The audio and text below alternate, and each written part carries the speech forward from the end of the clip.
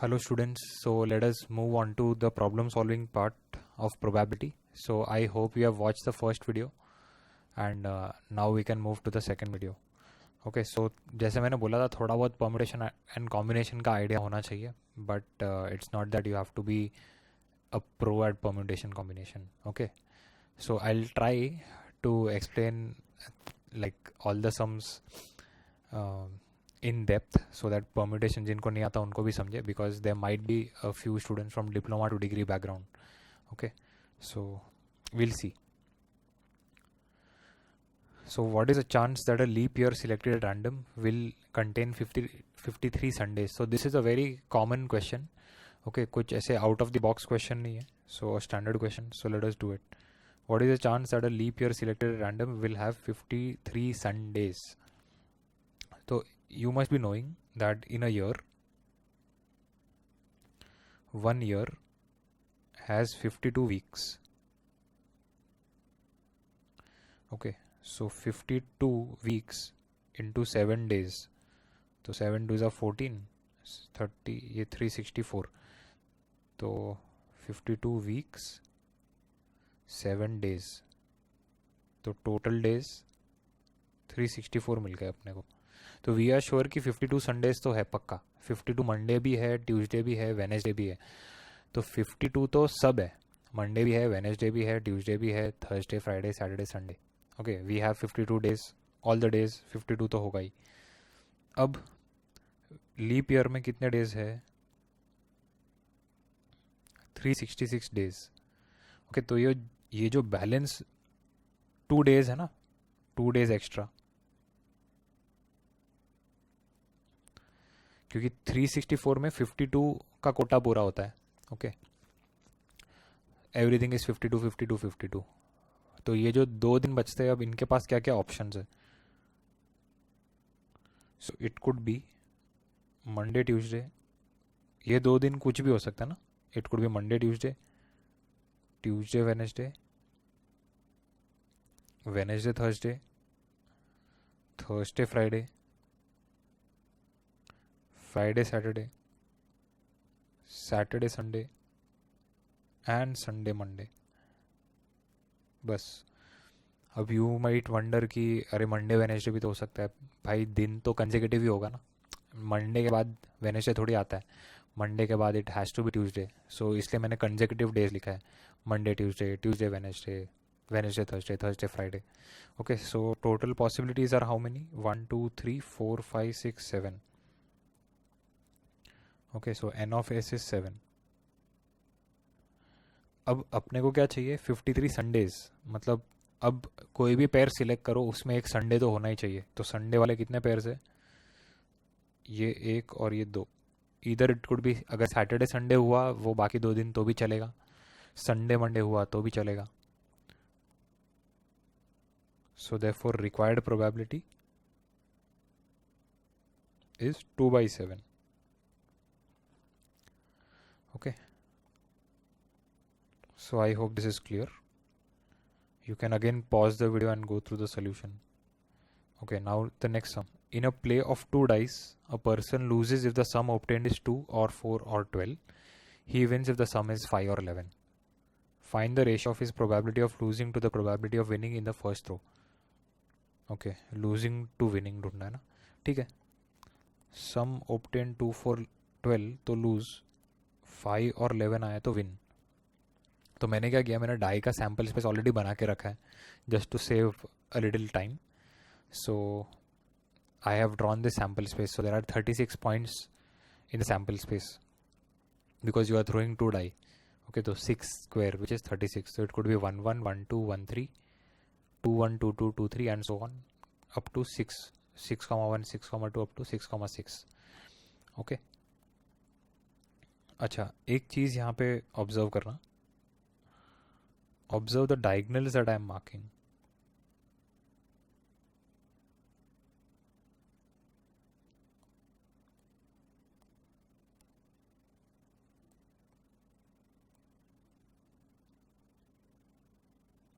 So diagonal पे ये हमेशा sum 2 आएगा. 3 4 5 6, 7, 8, 9, 10, 11, 12.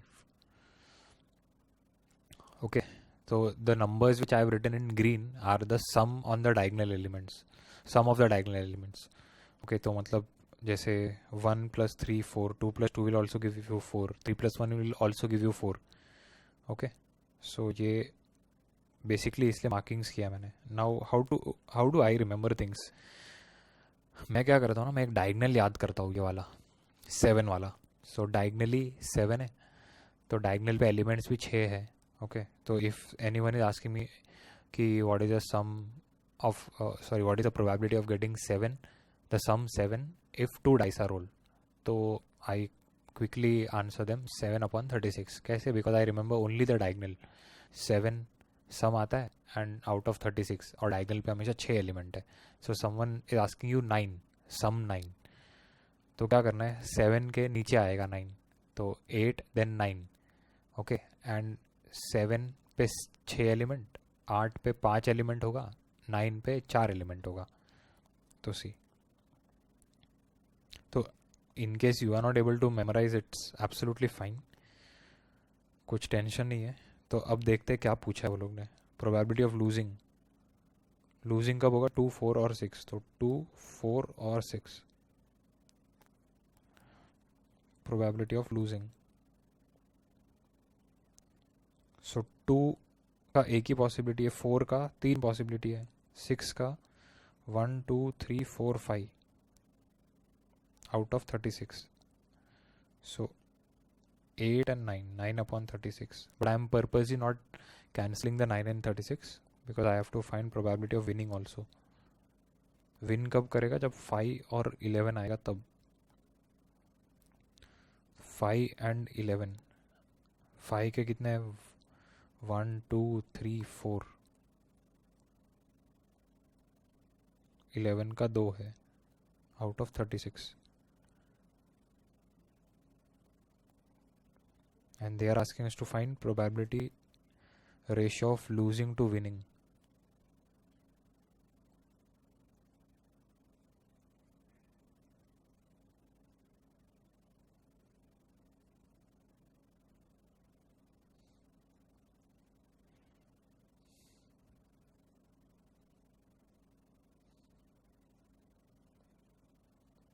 So 3:2 आएगा ratio.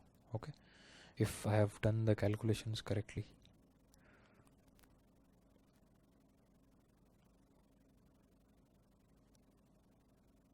ओके 2, 4 और 12, 6 ले लिया मैंने गलती से. 12 तो इधर है, 12, तो 5 नहीं आएगा, ये 1 आएगा. So this will become 5.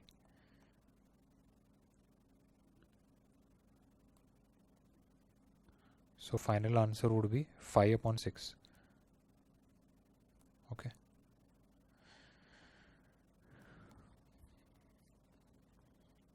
Next sum. 7 persons including A and B stand in a line for a photograph. Find the probability that there are exactly 2 persons between A and B. I hope it is visible. In case you are seeing on the mobile phone, then it might be a problem. Desktop or laptop, I don't think it should be a problem. Okay. So 7 persons including A and B stand in a line for a photograph. Find the probability that there are exactly 2 persons between A and B. So 7 persons including A and B stand in a line for a photograph. Find the probability that there are exactly 2 persons. तो मैंने क्या किया, A and B के बीच में 2 person को रख दिया, and I am calling it them as person 1, person 2. Total we have 7 people, ना, 7 persons.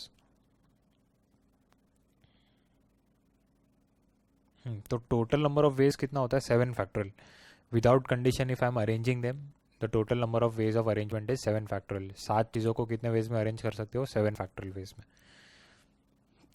But what are they asking? कि find the probability that there are exactly 2 persons between A and B. चलेगा. तो मैंने क्या किया, मैंने A को एक वहाँ पे शिफ्ट किया. P5 इधर आ गया और एक शिफ्ट किया, खिसका दिया ए को, और यहाँ पे P4 P5 आ गया और एक बार किया,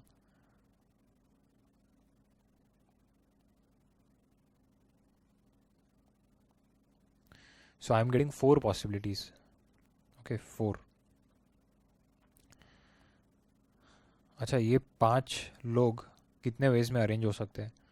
5 factorial ways, A and B. तो सपोज अब किसी स्टूडेंट ने पहले बी रखा होता और यहाँ पे a, then he would have got more 4 cases. Okay, so what I am doing is I am multiplying the answer by 2.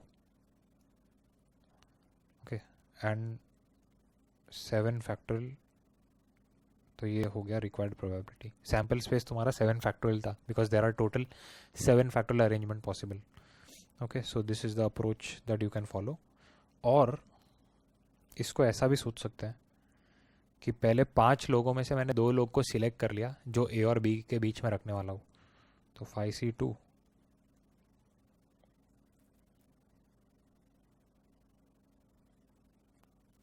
into 2 factorial, because they can be arranged among themselves in 2 factorial ways, into ये P3 P4 P5 suppose, तो बाकी 3 लोग को 3 factorial veg में arrange कर सकते हो.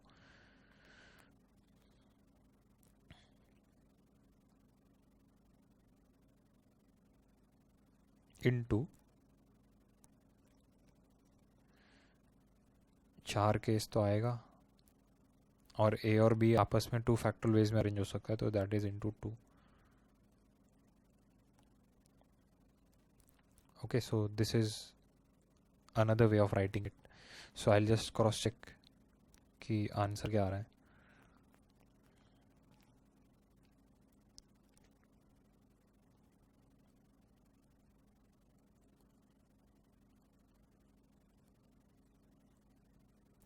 To 4 2 3 4/21.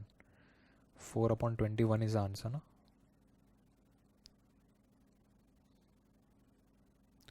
तो this is 10 2 6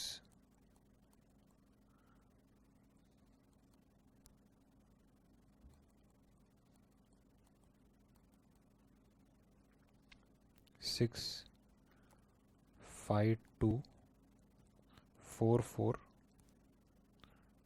2 2. yes, 4/21 आ रहा है answer. so that is correct. okay, so this is another approach.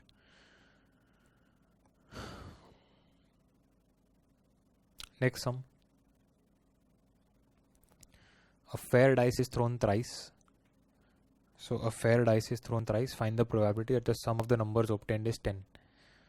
So thrice तो sample space क्या होगा? 6 into 6 into 6. Because if a die is thrown 6 times, so we take it as 6 cube. 2 times you take it as 6 square. Okay, find the probability that the sum of the numbers obtained is 10. Okay. तो sum of the numbers obtained is 10. तो 10 कैसे कैसे आ सकता है वो सोचना है. 3 die फेंक के. तो डाइस में तो यू गेट ओनली 1 2 3 4 5 6. तो इन नंबर्स के बियॉन्ड नहीं सोचना है. You cannot have 7 3 and 0. Okay, something of that form.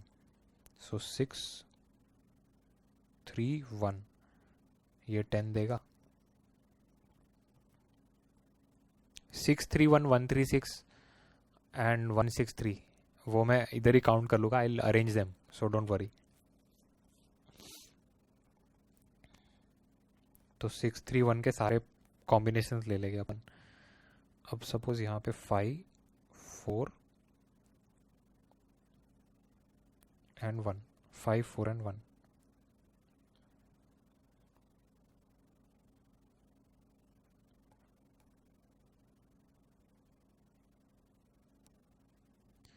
Then we have 5 3 and 2.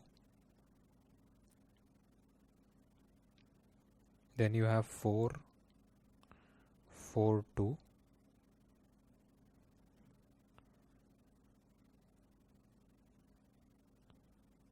Three three six. नहीं 3 3 6 कैसे आएगा? 3 3 4. और आई राइट इट एज 4 3 3. Yeah.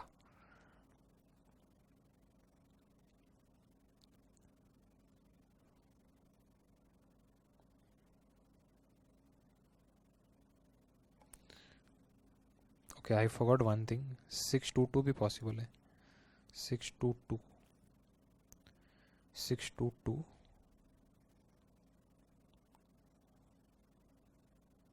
532 आ गया.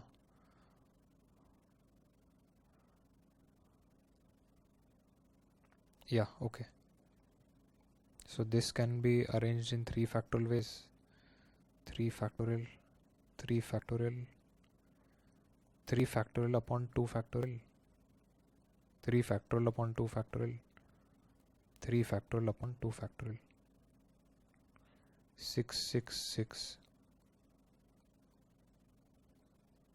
कितना आ रहा है ये?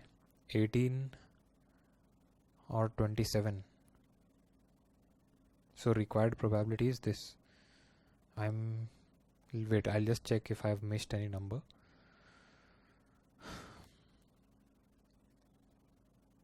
So 631 541 532. हाँ बस इतना possibilities लग रहा है. Okay, and your final answer would be 39. अच्छा इसको ऐसा लिख देते ना, 3 into 3 into 3, 6 into 6 into 6.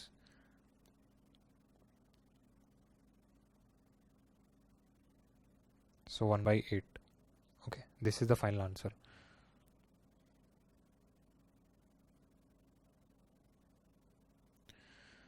Next sum. A box contains tags marked 1, 2, 3 up to n. 2 tags are drawn from the box at random without replacement. Find the probability that the tags will bear consecutive numbers. Okay. 2 tags are drawn from the box at random without replacement. Solution. तो sample space क्या होगा? NC2 होगा. तो एक box में n tags है, मतलब n tickets. Okay, so bearing numbers 1, 2, 3 up to n.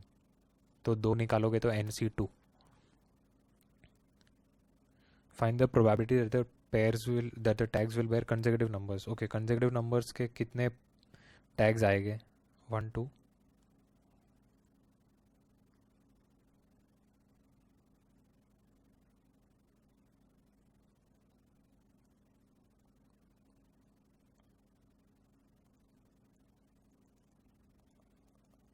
तो बस इतना ही पॉसिबिलिटीज़ है कंसेक्यूटिव नंबर्स का. नाउ यू कैनॉट थिंक कि 2, 3, 4, 5 ऐसा ले लूँ, बिकॉज फिर 1 क्या करेगा? Okay, so these are all disjoint pairs that I have written. So there are how many such pairs in front of us? Can you guess the number? So you can think, you can pause the video for just 1 or 2 minutes, think, and tell me how many pairs you can see. Okay, so I am writing the answer. There are n minus 1 such pairs. Because ये 1 से start हो रहा है और n-1 तक जा रहा है, तो काउंटिंग करोगे तो n-1 आएगा. तो अब इसमें से कितना उठाना है अपने को? एक ही पेयर उठाना है, because I want to find the probability that the tags will bear consecutive numbers. Okay, तो n-1 में से कोई भी एक उठा लो. So required probability n-1c1 upon nc2. तो n-1c1 is n-1, nc2 is n-1 upon 2. Here a cut. 2 upon n is the final answer. Okay. So you can again go through this sum once. Okay, next sum. So let x be one of the first 100 natural numbers chosen at random. Okay. Find the probability that, अच्छा ये that के बाद ये expression था question में, that x plus 100 upon x is greater than 50. Okay, इसका probability निकालना है. तो किसका probability निकालना है? x plus 100 upon x is greater than 50 का. Okay, ये probability निकालना है.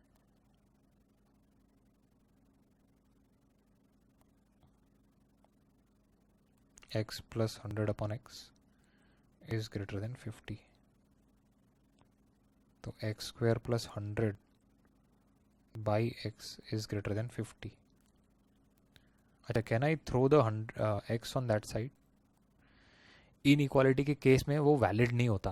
Okay, because I do not know whether x is positive और negative, but here they are telling that x is first 100 natural numbers. तो मतलब x guarantee positive है, तो मेरे इन इक्वालिटी को कुछ फर्क नहीं पड़ेगा. ओके, सो इसलिए I can throw the x on that side. वरना इन इक्वालिटीज में we do not cross multiply if you all have studied inequalities properly in your 11th and 12th. Okay, so x square minus 50x plus 100 greater than 0. अब इसको कैलसी पे solve करोगे ना equal to 0 रख के, तो you will get these values which I have already written here. तो I am directly writing it in factorise format. तो कैलसी में एक आंसर 2.08 आएगा और एक आंसर 47.9 आएगा.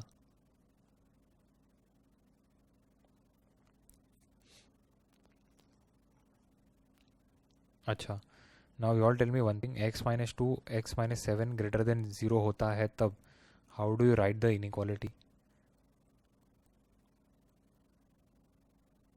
वेवी कर्व से लिखते हैं ना, वेवी कर्व.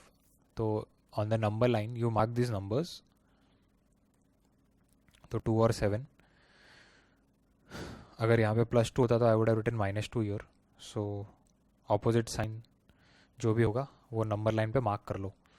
ओके, देन जो भी राइट मोस्ट नंबर होगा उसका राइट हमेशा पॉजिटिव आएगा. So then alternate plus minus plus minus plus.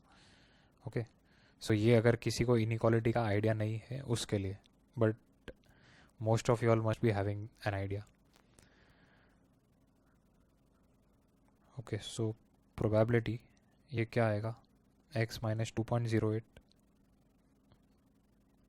x minus 47.9 greater than 0.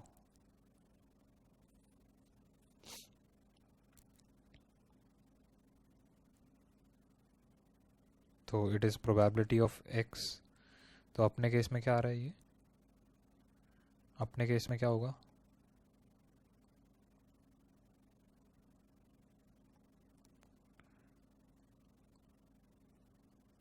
अपने केस में ये दो रीजन आएगा, this and this.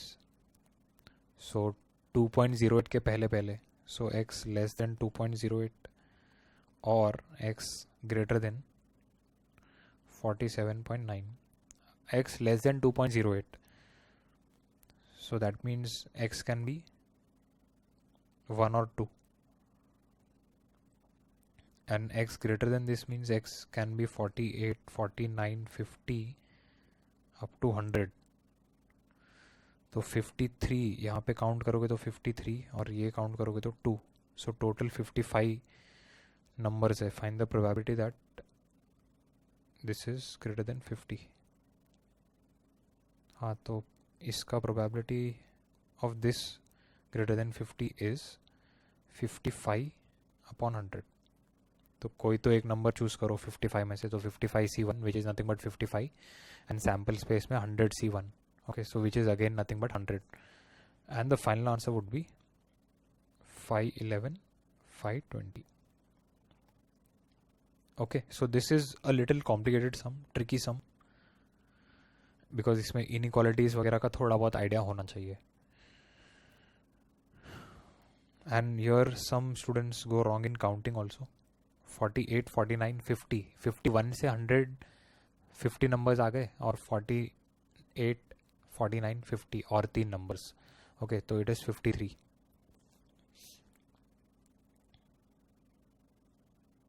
let us take this sum. Next sum. So this is sum number 6, 7.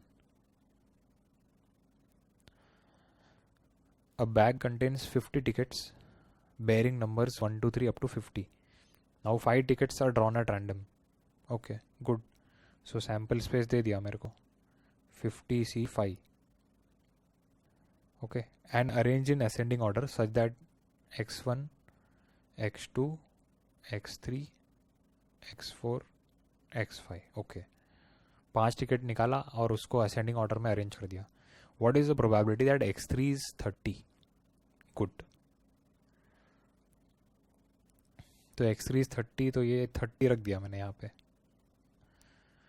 अच्छा, अब x1 and x2 has to be less than 30. Okay, तो less than 30 मतलब 1 से 29 के बीच में. तो 1 से 29 के बीच में तुम लोग कितना टिकट्स निकालोगे?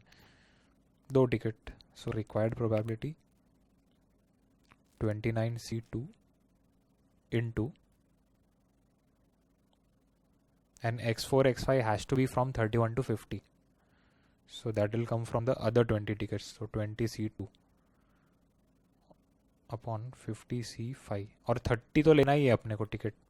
ओके, तो 30 तो आएगा ही, इसलिए यहाँ पे 29C2 20C2 और 30 तो है अपने पास, वो तो आने ही वाला है क्योंकि they are doing what is the probability that x3 is 30. तो x3 तो 30 होना ही है. So this is the final answer. You can calculate on Calci and see what is it.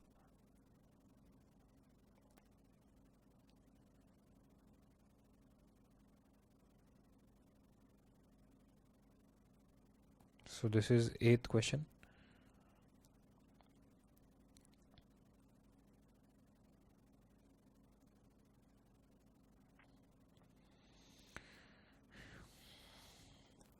Each coefficient of the equation axy plus bx plus c is determined by throwing an ordinary die.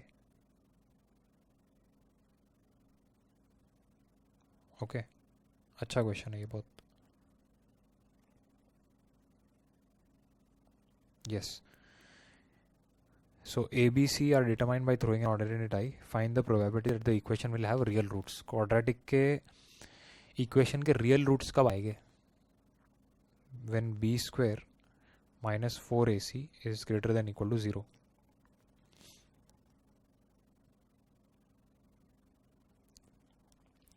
Okay, so b square should be greater than or equal to 4ac. Okay, so before I move on to this sum, I forgot to tell you in the beginning.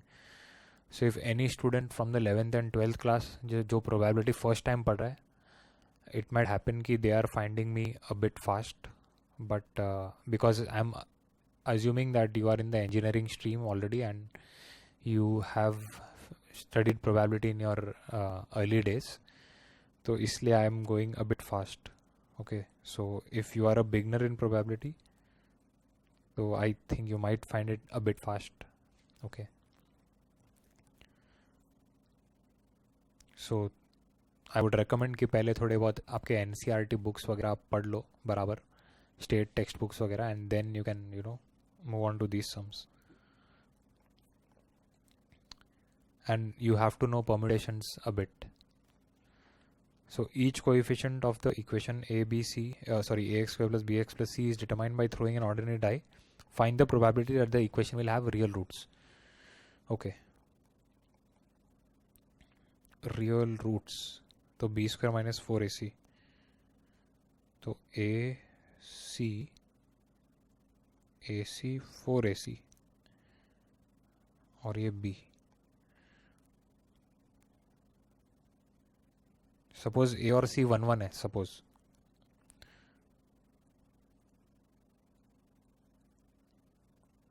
तो ac क्या होगा? 1 होगा. 4ac कितना होगा? 4 होगा. तो b square क्या होना चाहिए so that it is greater then और इक्वल टू 4ac? तो b 2 होगा, तो 2 स्क्वायर इज 4, चलेगा, इक्वल है. 2 3 4 5 6 कुछ भी हो सकता है.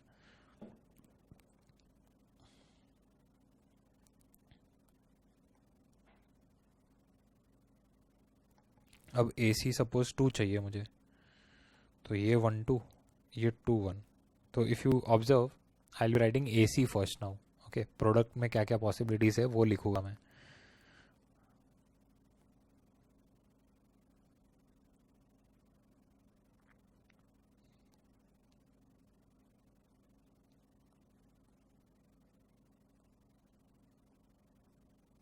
सो 4AC इज 8, तो अब यहाँ पे 2 नहीं आ सकता, तो 3 square is 9 which is greater than 8. 3 4 5 6.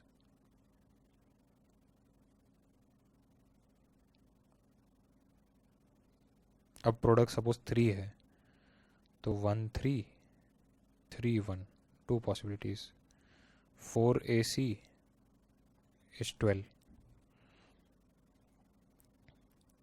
तो ये आएगा 4 5 6. बिकॉज 3 नहीं चलेगा ना, 9 is not greater than 12. Okay, so 4 square is 16 which is greater then 12. तो ऑब्वियसली 5 स्क्वायर 6 स्क्वायर भी ग्रेटर देन 12 ही होगा.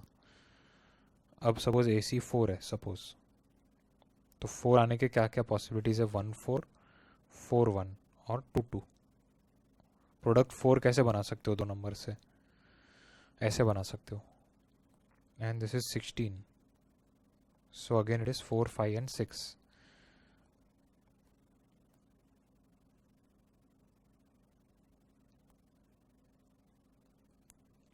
अब 5 1 5 5 1. ये 20 नहीं, ये 4 ACs 20. So 5 and 6.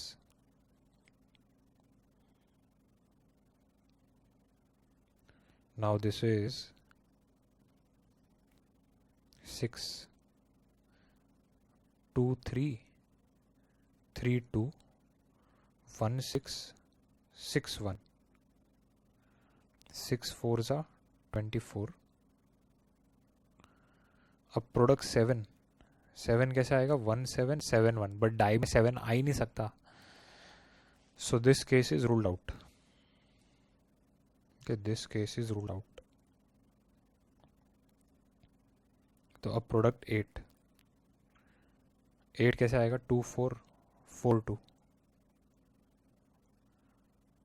8 4 जा 32. तो ये आएगा 6.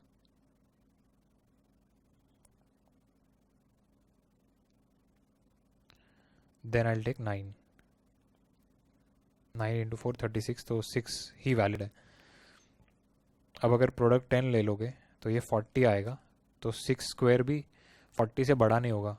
तो बस this is the last case. ये केस नहीं आएगा. Okay, because if I take the product as 10, AC को अगर 10 लोगे तो 4AC कितना आएगा? 40. तो B स्क्वायर 36. 6 का square is 36. 36 can not be greater than 40. Okay, तो तब कॉम्प्लेक्स रूट्स आना स्टार्ट हो जाएगा. ओके, सो अब 9 कैसे कैसे आ सकता है? 3 इंटू 3. 1 और 9 9 और 1 तो नहीं आ सकता बिकॉज डाई पे 9 पॉसिबल ही नहीं है. ओके, सो यस, अब काउंटिंग करना है अपने को. So how many cases are possible? See, अब काउंटिंग कैसे करोगे? A1 C1 B2 चलेगा, बिल्कुल चलेगा. A1 C1 B3 बिल्कुल चलेगा. सो दो केस. A1 C1 ये 4 चलेगा. Okay, so total there are 5 cases your.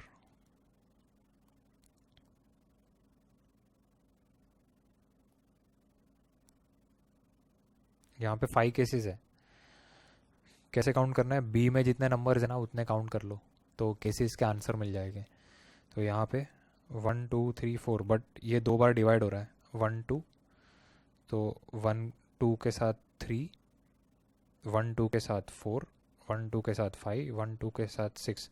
4 ये वाले केसेस और 4 ये वाले केसेस. 2 1 के साथ 3 4 5 6. तो total there are 8 cases.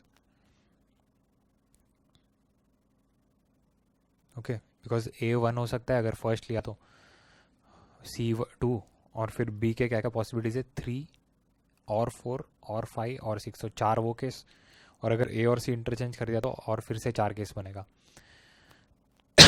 Sorry.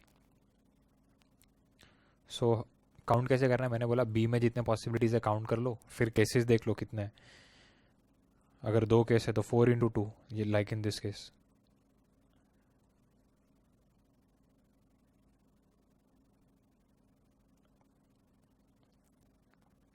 सो यहाँ पे कितना आएगा? ये 3 है और केसेस कितने? 2, तो 6.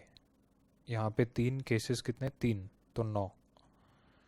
2 इंटू 2 4, 2 इंटू 4 8, 1 इंटू 2 2 और ये 1. अब सबको ऐड करना है. तो 14 14 14 28 32 40 43.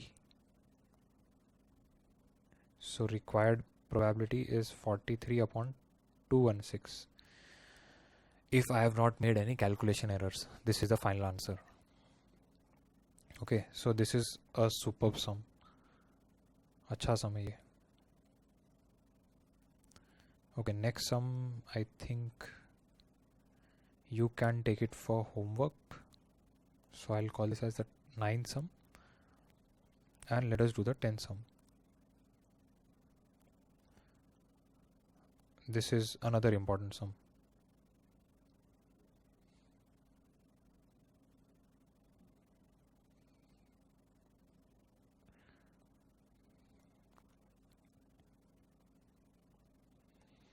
If n biscuits are distributed at random among m children, okay, what is the probability that a particular child receives r biscuit where r is less than n? अब यहाँ पे इन्होंने डेटा ना एकदम r n m के format में देके they have just confused us. So let us simplify things. You all try to answer my questions.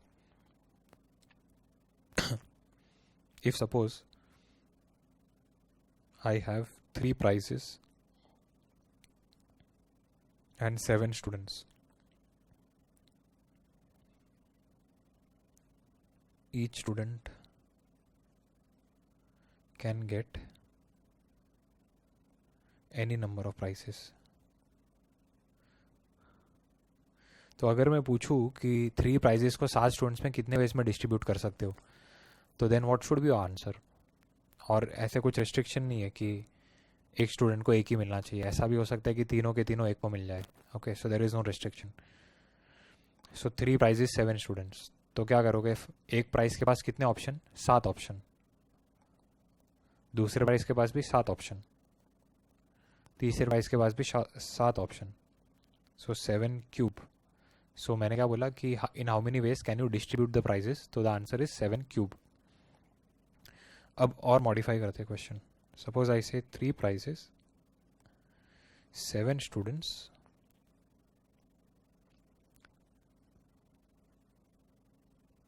a student should get exactly 1 prize.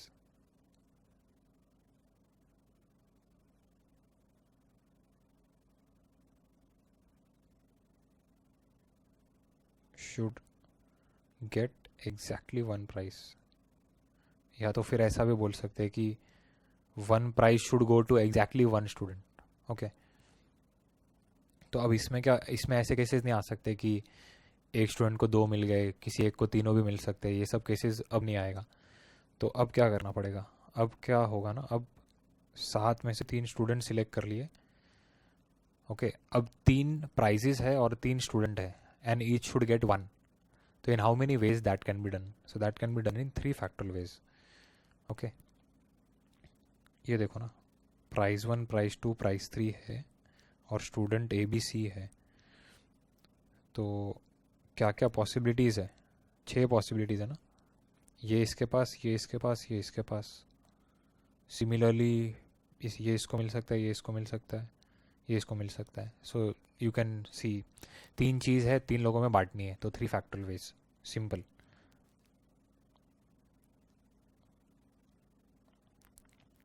अब आते हैं अपने सम के पास.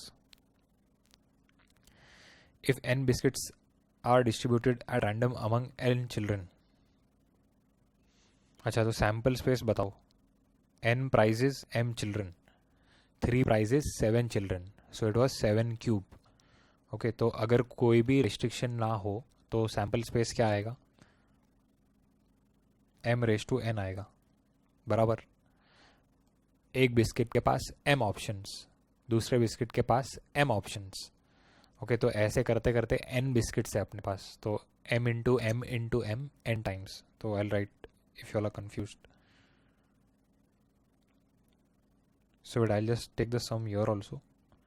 नीचे ले लेता हूँ so that I can refer the question.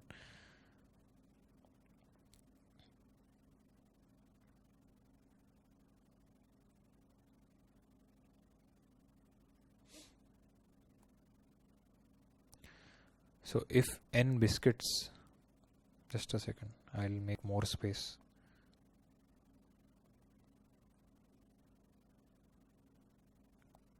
हाँ, तो आई वॉज टेलिंग कि सैम्पल स्पेस, फर्स्ट बिस्किट के पास m ऑप्शंस, सेकंड बिस्किट के पास m ऑप्शंस, थर्ड के पास भी m ऑप्शन, तो ये कितने टाइम्स आएगा, n टाइम्स आएगा, so we'll get m raise to n. Okay, so इसके लिए what example you can relate the above one. 3 prizes 7 student, तो फर्स्ट प्राइज के पास 7 ऑप्शन, सेकंड के पास भी 7 ऑप्शन, थर्ड के पास भी 7 option when there are no restrictions. अब क्या बोला है ये लोग ने, what is the probability that a particular child receives r biscuits.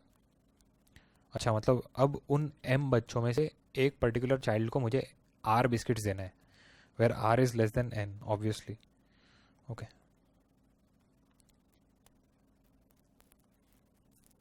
तो I will give you one more example. Suppose करो I have 5 prizes and 12 students. चलो प्राइजेस ज़्यादा ले लेते हैं, 7 प्राइज ले लेते हैं. And I am telling that a particular student should get 3 prizes. Okay, तो मैंने क्या किया, मैंने 7 में से 3 प्राइज साइड में रखी और वो पर्टिकुलर स्टूडेंट को दे दिया. तो that can be given in only one way, क्योंकि 3 प्राइज देना ही है उसको. तो सपोज राम को 3 प्राइज देना है, तो 7 में से 3 प्राइजेस सिलेक्ट की और राम को दे दी, बस खत्म.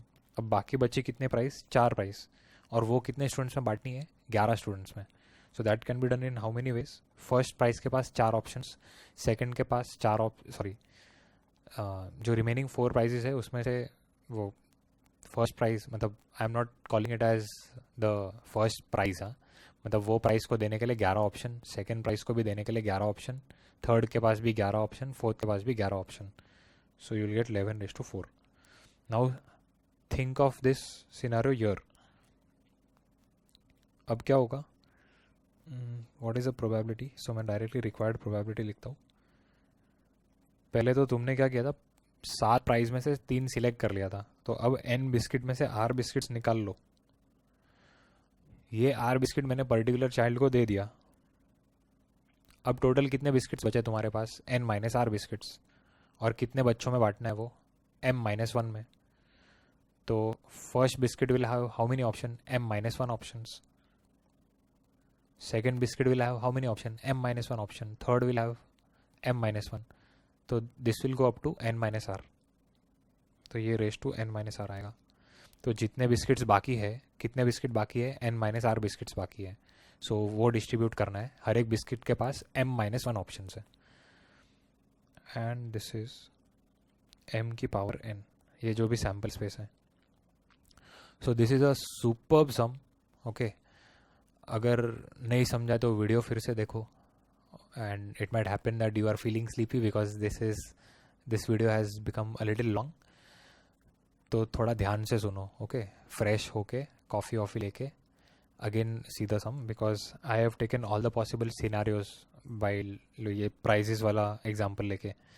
Okay, so you can go through it once. Okay, so I hope it is clear. I'll continue with more sums in my upcoming videos. So thank you, goodbye, and take care.